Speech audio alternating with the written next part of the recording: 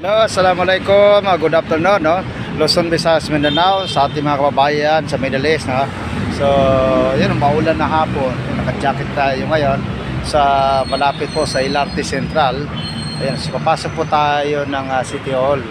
Follow up lang po tayo. So, inshallah, so mag-update po ang yung Directors 205, no?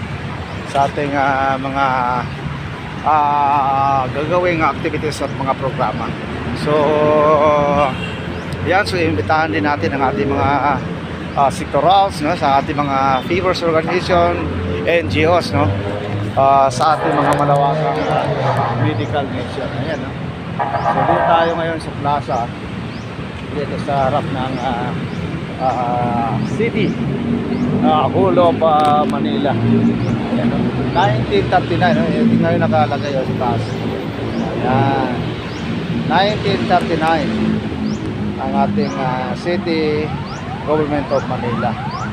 Ang gusali na to, nakatanda na ho, no? Tingnan naman.